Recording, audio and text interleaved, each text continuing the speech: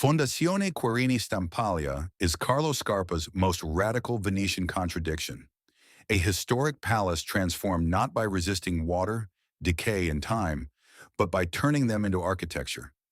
As we descend toward Venice, the city appears almost impossible. Stone rests on water, palaces rise from canals, bridges stitch narrow passages together. Reflections move across walls that seem older than memory.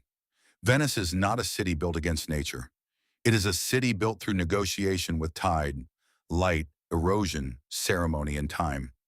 From above, the Fondazione Querini Stampalia seems like another noble palace in the dense fabric of Venice. But inside its ground floor, Scarpa performs one of the most precise architectural acts of the 20th century. He does not build a new monument. He does not freeze history. He does not hide modernity behind imitation. He enters the old palace like a surgeon, a poet, and a craftsman at once. This is the Fondazione Querini Stampalia in Venice, redesigned by Carlo Scarpa between 1959 and 1963, with the intervention commonly associated with 1961. Scarpa was asked to transform the ground floor into spaces for exhibitions, meetings, circulation, and a courtyard garden. But instead of treating the historic building as a problem to be corrected, he treated it as a living condition. Here, architecture does not erase the past. It edits it. To understand the project, we must understand Venice itself. In Venice, architecture is never still. Water rises, light changes, walls stain, stone absorbs time, entrances shift between land and canal. Every building is caught between permanence and instability. Most architects would see this as a threat. Scarpa saw it as the project. The ground floor had long been vulnerable to acqua alta, the high water that enters Venetian life not as theory, but as physical fact. A conventional restoration might have tried to block it out completely. Scarpa does the opposite. He gives the water a path. Scarpa does not make history clean because Venice itself is not clean, sealed, or finished. It is alive, and the intervention becomes alive by accepting that condition. Water enters through carefully designed thresholds. It moves along channels. It reflects light. It touches stone. It becomes atmosphere. What had been a problem becomes a material. Scarpa does not make Venice disappear from the interior. He brings Venice inside. From the canal, the entrance is slow, measured, almost ceremonial. A bridge, a threshold, a crossing. These are not merely practical devices. They prepare the body to move from public Venice into an interior world of precision and silence. In Venice, entering a building is never just entering a building. It is crossing between elements, water to stone, movement to stillness, reflection to shadow, history to intervention. Every step matters. This is where Scarpa's architecture becomes philosophical. He understands that the joint is not a technical afterthought. The joint is where time becomes visible, a metal edge touching stone, a concrete plane meeting an old wall, a stair lifted slightly above water, a bronze detail guiding the hand. These moments are small, but they carry the entire argument of the project. Detail is not decoration. Detail is thought made visible. Inside, the ground floor becomes a lesson in layering. The old palace remains present, but it is no longer treated as a single frozen artifact. It becomes a field of encounters. New concrete planes meet old masonry. Stone slabs hover. Metal edges frame transitions. Water channels cut through space like quiet lines of time. Light vibrates across ceilings and surfaces, often reflected from the water itself. This is not nostalgia.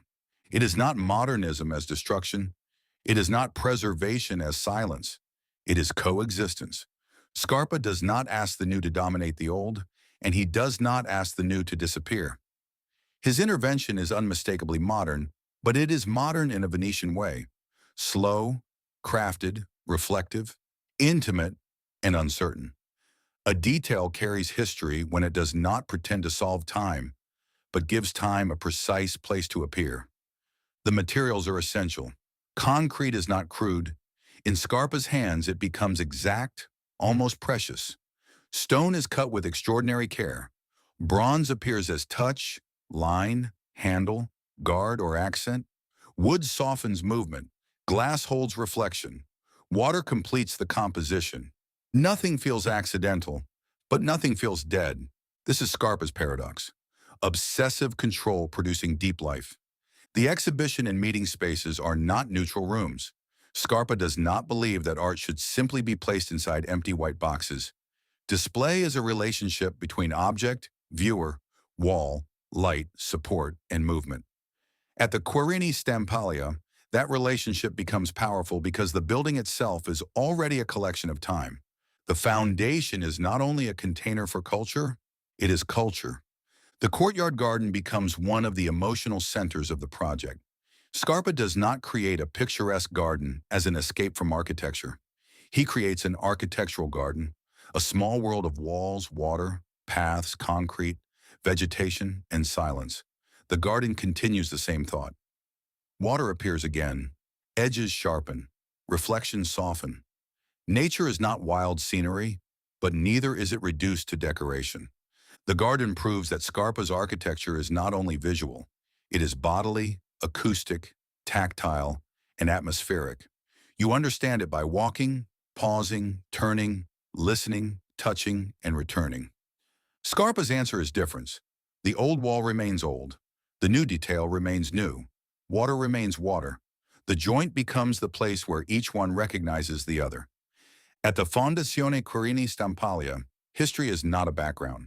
History is a material. Modern architecture does not conquer the old when it accepts that memory, decay, craft, and climate are part of the design brief. That is why the project feels so powerful despite its scale. There is no heroic tower, no monumental facade, no spectacular structural gesture. Instead, there is a sequence of almost microscopic decisions: a channel cut into the floor, a slab lifted from water, a stair treated as an event, a bridge turned into ceremony, a garden compressed into a world. Scarpa teaches us that architecture can be radical without being loud. It can transform a place without conquering it.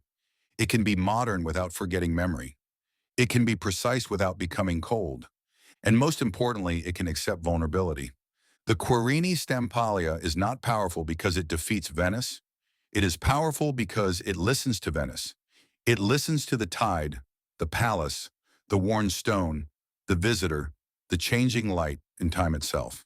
Then with extraordinary discipline, it answers. In the end, Scarpa gives us a different idea of modern architecture.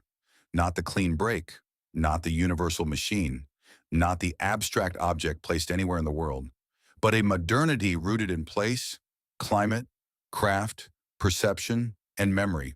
A modernity that knows exactly where it is. But the story does not end here. In our next episode, we leave Scarpa's intimate Venice and travel to the American Southwest, where IMP's Mesa Laboratory rises from the landscape like a scientific fortress carved by sun, rock, wind, and horizon. Where Scarpa teaches modern architecture how to listen to water and time, Pei asks how a research laboratory can belong to the vast geology of the Mesa.